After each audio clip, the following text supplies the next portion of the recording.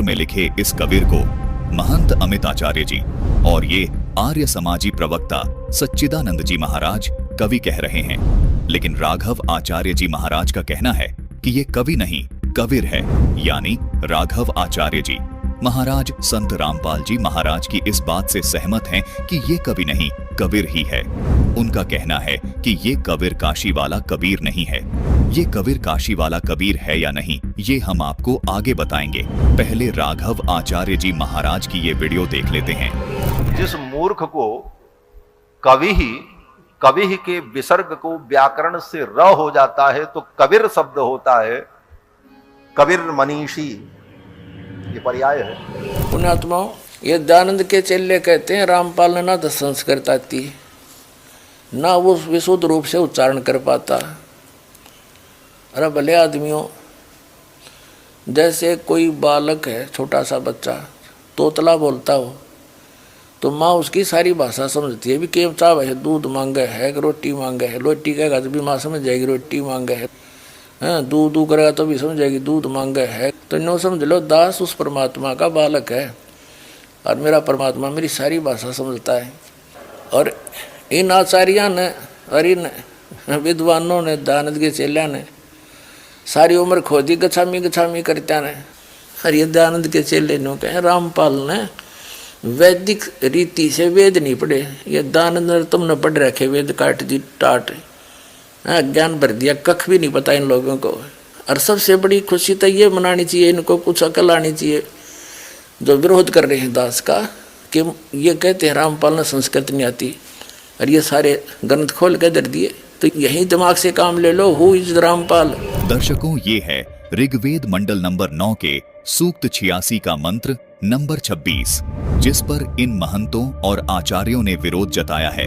आप इस मंत्र की मूल संस्कृत में स्पष्ट देख सकते हैं। यहाँ कवि नहीं बल्कि कबीर लिखा है। आप इस शब्द को कवि पढ़ ही नहीं सकते, ये कबीर ही बोला जाएगा। यदि इसको ऐसे विसर्ग के साथ भी लिखा जाएगा तो भी ये कबीर पढ़ा जाएगा, क्योंकि मूल संस्कृत में कवि नहीं लिखा, कबीर लिखा है। दर्शकों, संत रामपाल जी महाराज ने अथर्व वेदकांड नंबर 4 अनुवाक नंबर 1 के मंत्र नंबर 7 में लिखे कबीर देव को तथा ऋग्वेद मंडल नंबर 9 के सूक्त नंबर 20 के मंत्र नंबर 1 में लिखे कबीर देव को कबीर परमात्मा क्यों कहा है, आइए आपको एक और प्रमाण के माध्यम से समझाते हैं। दर्शकों, जिस प्रकार तुलसीदास जी ने रामचरितमानस की इस चौपाई में वेद को वेद बोला है, यानी अपनी स्थानीय भाषा में तुलसीदास जी वह शब्द को ब बोलते थे, इसलिए तुलसीदास जी वेद को वेद बोलते थे, वैसे ही संत रामपाल जी महाराज कबीर को कबीर बोलते हैं। अब रही बात कबीर को परमात्मा क्यों कहते हैं, इसके लिए आर्य समाज द्वारा अनुवादित वेदों के इस अग्नि शब्द के अर्थ पर गौर फरमाइएगा, जिसमें अग्नि शब्द का अर्थ परमात्मा है। ये देखिए वेदों में कितनी जगह पर अग्नि का अर्थ परमात्मा लिखा है। अब सामवेद के इस मंत्र पर भी नजर डालिएगा, जिसमें कबीरग्नि शब्द लिखा है, जिसका सीधा सा अर्थ है कबीर यानी कबीर तथा अग्नि यानी परमात्मा। कबीर अग्नि का अर्थ हुआ कबीर परमात्मा, जिसको संत रामपाल जी महाराज कबीर परमात्मा बोलते हैं। दर्शकों, अभी आपको ये भी दिखाते हैं कि कबीर को संस्कृत में कबीर ही लिखा जाता है। आपको इन्हीं संस्कृत के विद्वानों के द्वारा कबीर को संस्कृत में कबीर लिखने का प्रमाण दिखाते हैं। ये है अगस्त्य संहिता, जिसके संपादक हैं पंडित भवनाथ झा। इसके प्रस्तावना पेज पर ही इन्होंने स्वीकार किया है प्रथम 131वें अध्याय में रामानंद आचार्य के अवतार का उपक्रम वर्णित है तथा 132वें अध्याय में श्री रामानंद आचार्य जी के सभी 12 शिष्यों अर्थात 12 शिष्यों के साथ उनके अवतार ग्रहण का वर्णन है। दर्शकों, इस लेख से हम आपको सिर्फ इतना स्पष्ट करना चाहते हैं कि इन्हीं संस्कृत के विद्वानों ने कबीर को संस्कृत में कबीर लिखा है। ये तो सर्वविदित है कि कबीर जी स्वामी रामानंद जी के शिष्य थे। उसी के विषय में इस पुस्तक में एक लेख है। आइए हम उस लेख पर चलते हैं। देखिए इस लेख में इन्होंने कबीर को कैसे लिखा है। ये है अगस्त्य संहिता का 266 नंबर पृष्ठ। इस पृष्ठ पर 40 नंबर श्लोक में कबीर जी को कबीर करके लिखा है कबीर अस्तु, लिखा है प्रहलाद जी के अवतार कबीर जी हुए हैं। यहाँ स्पष्ट लिखा है कबीर। दर्शकों, कबीर जी प्रहलाद के अवतार थे या नहीं, ये बिल्कुल अलग विषय है।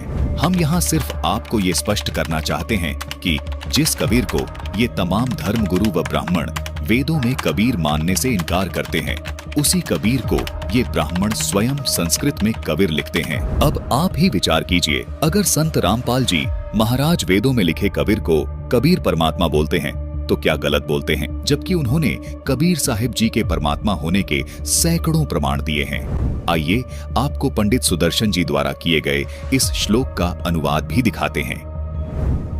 ये देखिए, ये वही अगस्त्य संहिता का 40 नंबर श्लोक है। इसमें कबीर का अर्थ ये देखिए, कबीर ही किया है, यानी कबीर ही कबीर है, यानी परमात्मा का वास्तविक नाम कबीर है, जिसको संत भाषा में कबीर बोला जाता है। तो दर्शकों, आप देख सकते हैं संस्कृत के इन विद्वानों के द्वारा ही कबीर का अर्थ कबीर ही किया गया है। दर्शकों, अभी आपको श्री वैष्णव मताब्ज भास्कर से भी प्रमाण दिखाते हैं, जिसके पृष्ठ 16 पर कबीर जी को श्री कबीर दास लिखा है। देखिए, यहाँ स्पष्ट लिखा है कबीर दास, यहाँ कबीर दास की जगह कबीर दास लिखा है। दर्शकों, इससे स्पष्ट होता है कि कबीर और कबीर एक ही परमात्मा का बोध करवा रहे हैं। वेदों में जिसको कबीर लिखा है, संतों ने उसको अपनी स्थानीय भाषा में कबीर बोला है। ये बात स्वयं कबीर परमात्मा ने भी प्रमाणित करके लिखी है। आपको कबीर सागर के बोध सागर के जीव धर्म बोध अध्याय के पृष्ठ 2047 से भी प्रमाण दिखाते हैं कि कबीर परमात्मा ने स्वयं ये स्पष्ट किया है कि कबीर शब्द अरबी और संस्कृत भाषा मिश्रित होने से कबीर बना है। दर्शकों, अब आपको एक और प्रमाण दिखाते हैं। ये है पुस्तक कबीर साहिब की साखी ग्रंथ द्वितीय भाग। इसके पृष्ठ 165 पर आप देख सकते हैं कि इसमें कबीर को कबीर भी लिखा है, कबीर भी लिखा है और कबीरा भी लिखा है। ये पुस्तक ना तो संत रामपाल जी महाराज ने लिखी है और न ही उन्होंने छपवाई है। इन सभी प्रमाणों से सिद्ध हो जाता है कि वेदों में जहां पर भी कबीर शब्द लिखा है, वो कबीर परमात्मा के लिए ही लिखा गया है। दर्शकों, हमें इन प्रमाणों की कोई आवश्यकता नहीं थी। सिर्फ आपका भ्रम निवारण करने के लिए हमने ये प्रमाण दिखाए, क्योंकि संत रामपाल जी महाराज ने अपने सत्संग प्रवचनों में सैकड़ों उदाहरणों के माध्यम से ये स्पष्ट किया हुआ है कि ये कबीर देव ही कबीर परमात्मा है। दर्शकों, समझदार व्यक्ति के लिए इतना ही काफी है। इसके बाद कुछ भी कहना शेष नहीं रह जाता। इसके बावजूद संत रामपाल जी महाराज का उद्देश्य है कि किसी भी प्रकार की शंका शेष न रहे, इसलिए शंका का समूल नष्ट होना जरूरी है।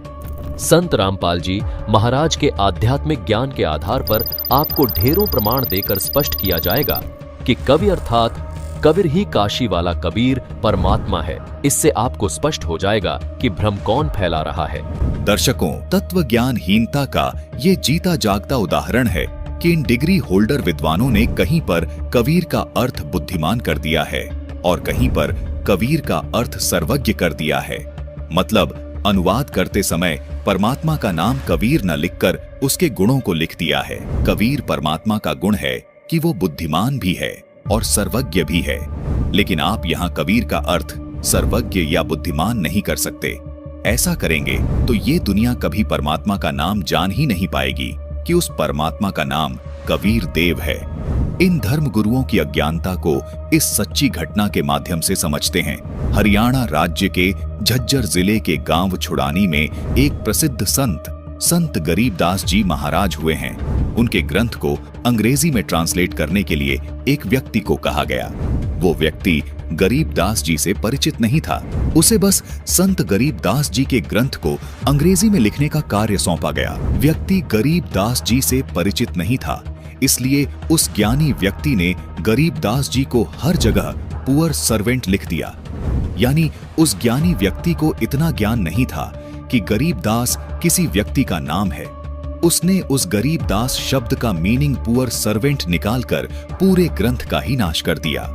अब यदि कोई उस ग्रंथ को पढ़ेगा तो कोई ये नहीं कहेगा कि इसमें गरीबदास जी महाराज की महिमा है। सब यही कहेंगे कि किसी गरीब नौकर के बारे में इस ग्रंथ में लिखा गया है।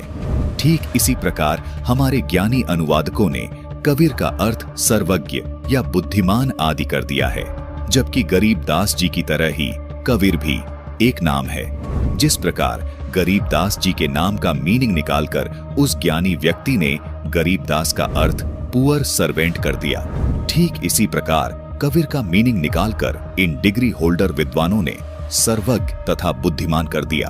दर्शकों, इन गूढ़ रहस्यों को केवल संत रामपाल जी महाराज ने उजागर किया है, क्योंकि संत रामपाल जी महाराज कबीर देव यानी कबीर परमात्मा से परिचित हैं, तथा संत रामपाल जी महाराज को कबीर देव के गुणों का भी ज्ञान है और उनकी महिमा का भी ज्ञान है। संत रामपाल जी महाराज तत्वदर्शी संत हैं। उन्होंने इन गूढ़ रहस्यों को आज पूरी दुनिया के सामने उजागर कर दिया है। दर्शकों, अभी आपको इस महंत अमित आचार्य की एक वीडियो दिखाते हैं, जिसमें ये कह रहे हैं कि वेदों में कहीं कोई ये साबित करके दिखा दे कि कबीर परमात्मा है तो उसे 20 लाख रुपए इनाम दूंगा। कि मैं संत रामपाल को पहले भी चुनौती दे चुका हूं, मैं आज फिर दोबारा से चुनौती देता हूं, आप सबके सामने चुनौती देता हूं कि यदि किसी वेद, शास्त्र, पुराण या किसी धर्म ग्रंथ, गीता, रामायण, इनमें कहीं भी अगर कबीर शब्द मिल जाए, कबीर शब्द लिखा मिल जाए, तो मैं अपनी तरफ से उसे 20 लाख रुपए संत रामपाल के आश्रम में 20 लाख रुपए मैं स्वयं दान करूंगा। दर्शकों, इस महंत अमित आचार्य जी का कहना है कि वेदों में काशी वाले कबीर जुलाहे की महिमा कहीं नहीं है। उस ईश्वर की उपासना करो, लेकिन किसी मुसलमान जुलाहे को भगवान बनाने का प्रयास मत करो, जबरदस्ती उसे वेदों के अंदर जबरदस्ती से प्रवेश कराने का प्रयास मत करो, और हिंदू धर्म का अपमान कराने का प्रयास मत करो। हम धमकी से किसी से नहीं डरते, धमकी से किसी से नहीं डरते, और धमकी देने वाले सुन ले, जो धर्म का अपमान करेंगे, जो भगवान राम का अपमान करेंगे, घर में घुस के मारेंगे उन्हें। अमित आचार्य जी, हम भी आपसे कुछ कहना चाहेंगे जिसे आप कान खोलकर सुनना। हम भी आपको घर में घुसकर ही मारेंगे, लेकिन शस्त्रों से नहीं, शास्त्रों से ही आपका कचूमर निकालेंगे। महंत अमित आचार्य जी का कहना है कि ये कवि, ये काशी वाला जुलाहा कबीर परमात्मा नहीं है। महंत अमित आचार्य जी ने चुनौती दी है कि यदि संत रामपाल जी महाराज इस कवि को या कबीर देव को काशी वाला कबीर सिद्ध कर देंगे तो 20 लाख रुपए इनाम दूंगा। दर्शकों, हम संपूर्ण भक्त समाज को आश्वस्त करते हैं कि संत रामपाल जी महाराज का ये उत्तर महंत अमित आचार्य सहित तमाम उन धर्मगुरु की संपूर्ण शंकाओं का समूल नाश कर देगा, जो वेदों में वर्णित कवि या कबीर देव को काशी वाला कबीर मानने को तैयार नहीं हैं। संत रामपाल जी महाराज ने एक बहुत गजब का उदाहरण देकर इस शंका का समाधान किया है, जिससे कोई भी विवेकवान व्यक्ति तुरंत समझ जाएगा। संत रामपाल जी महाराज ने रामचरितमानस के बालकांड के दोहा नंबर 147 की चौपाई नंबर 2 में ये स्पष्ट किया है कि जैसे ये लच्छी शब्द है, जिसको अनुवाद में अनुवादकर्ता ने लक्ष्मी लिखा है। दर्शकों, विचारणीय विषय है कि ये दोनों ही शब्द लच्छी और लक्ष्मी दोनों ही आपस में बिल्कुल मेल नहीं खाते। फिर भी अनुवादकर्ता ने अपने विवेक से लच्छी शब्द का अर्थ लक्ष्मी किया है, क्योंकि अनुवादकर्ता जानता है कि यहाँ बेशक लच्छी शब्द लिखा है, लेकिन ये माता लक्ष्मी जी का ही नाम है, जो श्री विष्णु जी की पत्नी है। बालकांड के दोहा नंबर 147 की चौपाई नंबर 1 में ये आदि शक्ति छवि निधि जगमूला जो लिखा है, इसमें आदि शक्ति जगमूला यानी मूल प्रकृति यानी देवी दुर्गा की जानकारी है, और कहा है कि ये अपने पतिकाल ब्रह्म ज्योति निरंजन के वाम भाग यानी बाईं और विराजमान रहती हैं। फिर बालकांड के दोहा नंबर 147 की चौपाई नंबर 2 में कहा है कि इसी देवी दुर्गा से श्री ब्रह्मा जी, श्री विष्णु जी तथा श्री शिव जी की पत्नियां लच्छी, उमा तथा ब्रह्माणी उत्पन्न होती हैं। इस चौपाई में उमा स्पष्ट है, यानी पार्वती जी यानी शिव जी की पत्नी, तथा ब्रह्माणी यानी सावित्री जी ब्रह्मा जी की पत्नी, और लच्छी विष्णु जी की पत्नी स्वसिद्ध हो जाती है। विष्णु जी की पत्नी का असली नाम क्या है? उत्तर है लक्ष्मी जी। इस तरह सदग्रंथों के रहस्य को जानने वाला ही बता सकता है कि जैसे ये लच्छी शब्द लिखा है, इस शब्द के अनुवाद में इस लच्छी को विष्णु जी की पत्नी बताया गया है। अब चाहे इस लच्छी को कोई न भी जानता हो, तो भी इस प्रसंग से सिद्ध होता है कि ये लच्छी शब्द लक्ष्मी जी का ही बोधक है। यदि इस लच्छी शब्द का अर्थ किसी अनुवादक ने धन की देवी किया होता और कोई बुद्धिमान व्यक्ति लच्छी का अर्थ धन की देवी देखकर ये कहे कि ये अनुवाद कर्ता ने गलत किया है, इसका अर्थ तो लक्ष्मी जी करना चाहिए था। लच्छी शब्द का अर्थ जो धन की देवी किया है, यह तो लक्ष्मी जी के गुण को दर्शाता है। यदि लच्छी का अर्थ लक्ष्मी नहीं किया जाएगा तो श्रद्धालु कभी समझ ही नहीं पाएंगे कि इस चौपाई में विष्णु जी की पत्नी लक्ष्मी माता जी का प्रकरण है, क्योंकि रामचरितमानस के बालकांड के दोहा नंबर 147 की चौपाई नंबर 2 के प्रसंग से पता चलता है कि इन तीनों देवियों का, जो ब्रह्मा जी, विष्णु जी व शिव जी की पत्नियों का वर्णन है, जैसे इस ऋग्वेद मंडल नंबर 9 सूक्त नंबर 86 के मंत्र नंबर 26 को देखें, जिसमें लिखा हुआ है कि यज्ञ करने वाले यजमानों के लिए परमात्मा सब रास्तों को सुगम करता हुआ, उनके विघ्नों का मर्दन करता हुआ, उनको पवित्र करता हुआ, अपने रूप को सरल करता हुआ, वह परमात्मा कवि सर्वज्ञ विद्युत के समान क्रीड़ा करता हुआ वर्णीय पुरुष को प्राप्त होता है। दर्शकों, इस अनुवाद में कबीर का अर्थ सर्वज्ञ किया है। यहाँ सर्वज्ञ तो परमात्मा का गुण है। यहाँ परमात्मा का असली नाम लिखना पड़ेगा, जिसकी महिमा इस वेद मंत्र में बताई जा रही है। उस परमात्मा का नाम न लिखने के कारण आज तक भ्रम फैला हुआ है। इसीलिए कोई तो विष्णु जी को परमात्मा बता रहा है, कोई ब्रह्मा को परमात्मा बता रहा है, कोई शिव जी को परमात्मा बता रहा है, लेकिन वेदों में बताए गए परमात्मा के लक्षण इन देवताओं पर तो बिल्कुल खरे नहीं उतरते। वेदों में बताए गए परमात्मा के लक्षण तो केवल काशी में आए उस कबीर जुलाहे पर खरे उतरते हैं। इसलिए संत रामपाल जी महाराज बार बार यही अनुरोध कर रहे हैं कि ये जो कबीर का अर्थ जो ये सर्वज्ञ किया है, ये गलत है, बल्कि इसको परमात्मा के वास्तविक नाम कबीर देव अर्थात कबीर परमात्मा कर दिया जाए तो बिल्कुल सही होगा, क्योंकि वेदों में बताए गए परमात्मा के लक्षण इसी काशी वाले कबीर जुलाहे पर खरे उतरते हैं। इसे आपको वेदों से ही आगे इस एपिसोड में सिद्ध करेंगे। दर्शकों, यदि रामचरितमानस यानी रामायण के बालकांड के दोहा नंबर 147 की चौपाई नंबर 1 और 2 का अनुवाद वेदों के अनुवाद की तरह करें तो इस प्रकार होगा। आइए पहले इस चौपाई को एक बार फिर पढ़ते हैं। दोहा नंबर 147 की चौपाई नंबर 1, जिसमें लिखा है कि काल भगवान के पद राजीव यानी चरण कमलों का तो वर्णी न जाहि यानी वर्णन ही नहीं किया जा सकता। काल भगवान के बाम भाग यानी बाएं भाग में अनुकूला यानी सदा अनुकूल रहने वाली छवि निधि शोभा की राशि आदि शक्ति यानी काल भगवान की पत्नी जगमूला अर्थात प्रकृति यानी देवी दुर्गा सुशोभित है।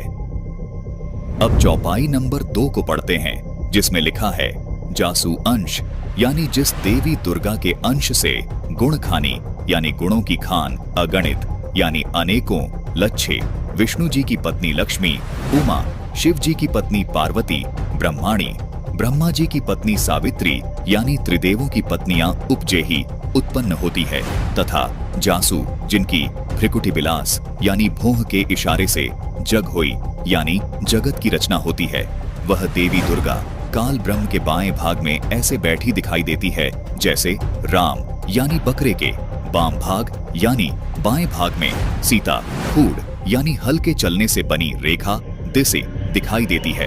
दर्शकों, संस्कृत में राम का अर्थ बकरा और सीता का अर्थ खूड़ भी होता है, लेकिन मूल संस्कृत में लिखा है कि राम बाम दिशि सीता सोई यानी स्पष्ट है कि राम के बाम भाग में सीता जी बैठी दिखाई देती हैं। विचारणीय विषय है कि राम के बाम भाग में खूड़ कैसे बैठेगा। दर्शकों, तत्वज्ञानी संत ही तत्वज्ञान के आधार पर ये निर्णय करके बताते हैं कि यहाँ सीता किसी खूड़ का जिक्र नहीं है। दर्शकों, अब कोई समझदार व्यक्ति जिसको रामायण की पूरी कथा का ज्ञान होगा, वह तो यही कहेगा कि अनुवादकर्ता ने यहाँ राम शब्द का अर्थ बकरा तथा सीता का अर्थ खूड़ बिल्कुल गलत किया है, क्योंकि यहाँ पर किसी बकरे या हल चलाने से बने खूड़ का प्रसंग नहीं है। यहाँ तो श्री रामचंद्र जी की पत्नी सीता का जिक्र है। यहाँ तो श्री रामचंद्र जी की पत्नी सीता का जिक्र है, इसलिए इस चौपाई में राम का अर्थ श्री राम करना था और सीता का अर्थ श्री राम की पत्नी सीता करना ही उचित है। इसी प्रकार ऋग्वेद मंडल नंबर 9 सूक्त नंबर 86 के मंत्र नंबर 26 में परमात्मा की महिमा है। किसी कवि की महिमा का वर्णन नहीं है, इसमें तो परमात्मा का प्रसंग है। इसलिए कबीर का अर्थ काव्यकार या सर्वज्ञ करना बिल्कुल गलत है। यहाँ पर कबीर का अर्थ कबीर देव अर्थात कबीर परमेश्वर करना ही उचित है, जो वास्तव में सत्य भी है। दर्शकों, संत रामपाल जी महाराज अब आपके इस भ्रम को भी जड़ से समाप्त करने जा रहे हैं कि वेदों में वर्णित ये कबीर काशी वाला जुलाहा कबीर कैसे हो सकता है। तो आइए आपको वेदों में वर्णित परमात्मा के लक्षणों से रूबरू करवाते हैं और प्रमाणित करते हैं कि वो सभी लक्षण किस प्रकार काशी वाले उस जुलाहे पर पूर्ण तौर पर खरे उतरते हैं, जो वास्तव में सृष्टि का रचनाकार है, जिसका नाम कबीर देव अर्थात कबीर साहिब है। दर्शकों, हमारी आपसे ये भी गुजारिश है कि आप कृपया एक बार संत रामपाल जी महाराज द्वारा बताई गई सर्व पवित्र धर्म शास्त्रों के आधार पर तैयार की गई संपूर्ण सृष्टि रचना की वीडियो अवश्य देखिएगा, जिसमें आपको पता चलेगा कि वो सर्व सृष्टि का रचनाकार कौन है। उस वीडियो का लिंक हमने इसी वीडियो के डिस्क्रिप्शन बॉक्स में दे दिया है। दर्शकों, जो सृष्टि का रचनाकार होगा निसंदेह वो पूर्ण परमात्मा ही होगा। अब सवाल ये है कि पूर्ण परमात्मा कौन है और उसके क्या लक्षण है। आइए आपको वेदों में, गीता जी में तथा अन्य शास्त्रों में बताए गए परमात्मा के लक्षणों से परिचित करवाते हैं और देखते हैं ये लक्षण किस पर खरे उतरते हैं। लक्षण नंबर 1, परमात्मा अपने साधक के पापों को नाश करने वाला है तथा अपने साधक को स्वस्थ करके उसको 100 वर्ष की आयु प्रदान करने वाला है। ऋग्वेद मंडल नंबर 9 सूक्त 82 मंत्र 1, ऋग्वेद मंडल नंबर 10 सूक्त 161 मंत्र 2, ऋग्वेद मंडल नंबर 9 सूक्त 80 मंत्र 2। इन मंत्रों में बताया गया ये लक्षण केवल कबीर परमात्मा पर खरा उतरता है। कबीर जी ने पाप कर्मों से पीड़ित दिल्ली के बादशाह सिकंदर लोधी के जलन के रोग को खत्म किया, जिस रोग का इलाज उन्होंने सब पीर फकीरों से करवा लिया था, लेकिन कोई आराम नहीं मिला था। लेकिन कबीर परमात्मा के आशीर्वाद देने मात्र से उनका जलन का रोग खत्म हो गया था। कबीर परमात्मा की लीलाओं में देखने को मिलता है कि उन्होंने कमाल को जीवित किया, कमाली नाम की लड़की को जीवित किया, सेऊ नाम के लड़के को जीवित किया, रामानंद ब्राह्मण को जीवित किया, जिसकी गर्दन दिल्ली के बादशाह ने काट दी थी। इस प्रकार की बहुत सारी लीलाएं ये दर्शाती हैं कि कबीर परमात्मा ने पाप कर्मों से ग्रस्त लोगों के पाप कर्म नष्ट किए और उनको स्वस्थ किया। लक्षण नंबर 2, परमात्मा पूर्ण मोक्षदायक है। कबीर परमात्मा के आई विटनेस गरीबदास जी ने जब कबीर जी को सब लोकों के ऊपर विराजमान देखा तो अपने सूक्ष्म वेद में वाणी लिखी कि अर्श कुर्स पर सफेद गुमट है, जहां कबीर सतगुरु का डेरा। लक्षण नंबर 4, परमात्मा ऊपर के जिस लोक में विराजमान है वहां राजा के समान बैठा है, यानी देखने में राजा के समान दर्शनीय है। ऋग्वेद मंडल नंबर 9 सूक्त 82 मंत्र 1। दर्शकों, इस मंत्र में बताया गया ये लक्षण भी कबीर साहिब जी पर ही खरा उतरता है। गरीबदास जी महाराज की वाणी में प्रमाण है कि आदि रमैनी अदली सारा, जा दिन होते धूं धूं कारा, सतपुरुष कीन्हा प्रकाशा, हम होते तख्त कबीर खवासा। लक्षण नंबर 5, परमात्मा यथार्थ अध्यात्म ज्ञान यानी सूक्ष्म वेद बताने के लिए अपने धाम से सहशरीर चलकर पृथ्वी पर आता है तथा अच्छी आत्माओं को मिलता है, उनके संकटों का मर्दन करता है। ऋग्वेद मंडल 9 सूक्त 86 मंत्र 26। दर्शकों, इस मंत्र में बताया गया ये लक्षण भी कबीर साहिब जी पर खरा उतरता है। कबीर जी अपना ज्ञान बताने के लिए समय समय पर पृथ्वी लोक पर आए हैं और नानक जी, गरीबदास जी, धर्मदास जी, मल्लूकदास जी और संत रामपाल जी महाराज जैसे महापुरुषों को आकर मिले हैं। लक्षण नंबर 6, परमात्मा शिशु रूप में सहशरीर पृथ्वी पर जाकर जल के अंदर कमल के फूल पर प्रकट होता है, जिस कारण से उसे सत्यनारायण भी कहा जाता है। सत्यनारायण का मतलब है वह अविनाशी परमात्मा जो जल में आकर प्रकट होता है। ऋग्वेद मंडल नंबर 9 सूक्त 1 मंत्र 8 तथा कबीर वाणी में प्रमाण है कि गगन मंडल से उतरे सतगुरु सत कबीर, जलज माही पोड़न किए दोहु दीनन के पीर। दर्शकों, यह लक्षण भी कबीर परमात्मा काशी वाले जुलाहे पर ही खरा उतरता है, क्योंकि सर्वविदित है कि कबीर जी नीरू और नीमा नाम के जुलाहे दंपति को लहरतारा तालाब में कमल के फूल पर जल में मिले थे। कुछ लोग विष्णु जी को सत्यनारायण मानते हैं, जबकि विष्णु जी ना तो अविनाशी हैं और ना ही जल पर प्रकट होते हैं, बल्कि वह तो वहीं जल में ही रहते हैं। इसलिए सत्यनारायण विष्णु जी नहीं बल्कि कबीर परमात्मा है। लक्षण नंबर 7, परमात्मा जब शिशु रूप में लीला करने आता है तब उसकी परवरिश की लीला कवारी गायों के दूध से होती है। ऋग्वेद मंडल नंबर 9 सूक्त 1 मंत्र 9। कबीर परमात्मा की परवरिश की लीला कुंवारी गाय के दूध से होती है। यही प्रमाण कबीर सागर के ज्ञान सागर पृष्ठ 74 पर भी है। यही प्रमाण अमर ग्रंथ यानी सूक्ष्म वेद में भी है कि कबीर परमात्मा की परवरिश अन्न ब्याही गाय के दूध से होती है, अर्थात कुंवारी गाय के दूध से होती है। दर्शकों, कबीर सागर और वेदों के इन मंत्रों ने स्पष्ट कर दिया कि ये लक्षण भी कबीर परमात्मा पर ही खरा उतरता है, क्योंकि कबीर जी के जीवन परिचय में प्रमाण मिलता है कि शिशु रूप में उनकी परवरिश कुंवारी गाय के दूध से हुई थी। लक्षण नंबर 8, परम अक्षर ब्रह्म यानी वह परमात्मा तत्व ज्ञान का प्रचार अपने मुख कमल से कवियों की तरह दोहों, चौपाइयों, साखियों, शब्दों और कविताओं के द्वारा अपने मुख कमल से बोलता है, जिस कारण से एक प्रसिद्ध कवि की उपाधि भी प्राप्त करता है। लेकिन वह होता परम अक्षर ब्रह्म ही है, यानी वह कबीर परमेश्वर ही है। प्रमाण ऋग्वेद मंडल नंबर 9 सूक्त 96 मंत्र 16, 17, 18। इन मंत्रों में बताया गया ये लक्षण भी कबीर परमात्मा पर खरा उतरता है, क्योंकि इसी कबीर काशी वाले चुलाहे ने कवियों की तरह आचरण करते हुए अपने ज्ञान को कविताओं, दोहों और साखियों के माध्यम से अपने मुख कमल से बताया था, जिस कारण लोग उन्हें आज भी एक प्रसिद्ध कवि मानते हैं। लक्षण नंबर 9, परमात्मा कवियों की तरह आचरण करता हुआ पृथ्वी पर विचरण करता है तथा वाणी बोल बोल कर साधकों को अपनी भक्ति करने की प्रेरणा करता है तथा मोक्ष मार्ग के यथार्थ नामों का ज्ञान करवाता है। प्रमाण ऋग्वेद मंडल नंबर 9 सूक्त 94 मंत्र 1, ऋग्वेद मंडल नंबर 9 सूक्त 95 मंत्र 2, श्रीमद् भगवत गीता अध्याय 4 श्लोक 32।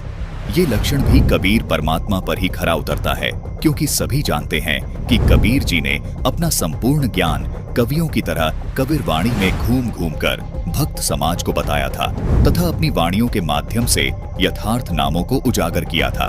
संत गरीब दास जी महाराज की वाणी में प्रमाण है कि सोहम शब्द हम जग में लाए, सार शब्द हम गुप्त छिपाए। लक्षण नंबर 10, परमात्मा की मृत्यु नहीं होती, वह सह शरीर अपने सनातन परम धाम को चला जाता है, क्योंकि वह अविनाशी होता है। प्रमाण यजुर्वेद अध्याय 40 मंत्र 8, गीता अध्याय 15 श्लोक 17। इन मंत्रों में बताए गए ये लक्षण केवल कबीर परमात्मा पर खरे उतरते हैं, क्योंकि कबीर परमात्मा जी ही सन 1398 ईस्वी में सशरीर आए थे और सन 1518 ईस्वी में सशरीर अपने सनातन परम धाम यानी सतलोक को चले गए थे। यही प्रमाण कबीर सागर के अगम निगम बोध खंड में पृष्ठ 41 पर भी है। न मेरा जन्म न गर्भ बसेरा, बालक बन दिखलाया, काशी नगर जल कमल पर डेरा, तहां जुलाहे ने पाया। गरीबदास जी महाराज ने सूक्ष्म वेद में लिखा है, गरीब जिंदा योगी जगत गुरु, मालिक मुर्शिद पीर, दोहु दीन झगड़ा मंडिया पाया नहीं शरीर। जातू कहें कबीर जुलाहा, सब गतिपूर्ण अगम अगाहा। लक्षण नंबर 11, पूर्ण परमात्मा सर्वज्ञ होता है। दर्शकों, कबीर परमात्मा सर्वज्ञ थे, क्योंकि कबीर जी ने सर्व सृष्टि की रचना की है।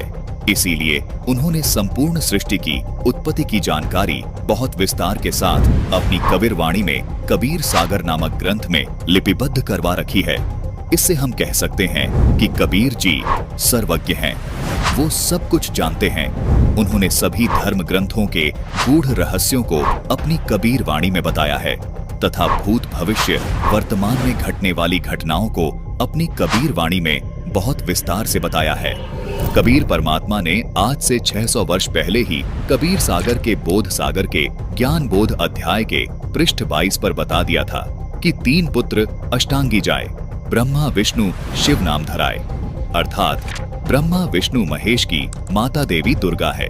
जबकि आज तक हमारे धर्मगुरु हमको यही बताते आए थे कि ब्रह्मा विष्णु महेश के कोई माता पिता नहीं है, उनका कोई रचयिता नहीं है। उनको एक साधारण कवि व अनपढ़ जुलाहा मानकर नजरअंदाज कर दिया गया। लेकिन आज संत रामपाल जी महाराज ने अपने सदग्रंथों से ये प्रमाणित कर दिया कि कबीर जी सर्वज्ञ थे। उन्होंने जो कबीर सागर में बोला वही देवी भागवत में ज्यों का त्यों प्रमाणित है कि ब्रह्मा विष्णु महेश की माता देवी दुर्गा जी हैं। इसी प्रकार कबीर साहिब जी ने कबीर सागर के बोध सागर के कबीर वाणी अध्याय के पृष्ठ 136 पर भविष्यवाणी करते हुए कहा कि संवत 1774 हुई ता दिन प्रेम प्रकटे जग सोए। अर्थात गरीबदास जी महाराज के जन्म की भविष्यवाणी पहले ही कर दी थी, क्योंकि सभी जानते हैं कि गरीबदास जी महाराज का जन्म संवत 1774 में ही हुआ है। क्योंकि कबीर सागर के बोध सागर के कबीर चरित्र अध्याय के पृष्ठ 1870 पर अपने नाम से चलने वाले 12 पंथों के बारे में भी पहले ही बता दिया था, जिसमें बताया गया है कि उनमें एक पंथ गरीबदास जी महाराज का भी होगा। और ये बात सभी जानते हैं कि कबीर साहिब जी के नाम से गरीबदास जी महाराज का पंथ चल रहा है। इससे सिद्ध होता है कि कबीर साहिब जी भूत और भविष्य की भी जानने वाले थे। इसी प्रकार परमात्मा के लक्षण में आता है कि वो अंतर्यामी होता है। कबीर साहिब जी अंतर्यामी थे क्योंकि उन्होंने स्वामी रामानंद जी के मन की बात को जानकर उनका भ्रम खंडन किया था। स्वामी रामानंद जी, जो कि उस समय के सबसे प्रसिद्ध ब्राह्मण थे, उन्होंने कबीर जी को कहा था कि मन की पूजा तुम लखी, मुकट माल प्रवेश, गरीब दास गति कौन लखे, कौन वर्ण क्या भेष। अर्थात हे कबीर परमात्मा, आपने मेरे मन की बात को बता दिया। आप किस नीच वर्ण में प्रकट हुए हैं और कैसी आपने वेशभूषा बना रखी है, आपकी लीला को कौन समझ सकता है। आप स्वयं पूर्ण परमात्मा हैं। लक्षण नंबर 12, पूर्ण परमात्मा सतचरित्र वाला होता है। प्रमाण ऋग्वेद मंडल नंबर 10 सूक्त 4 मंत्र 4। कबीर परमात्मा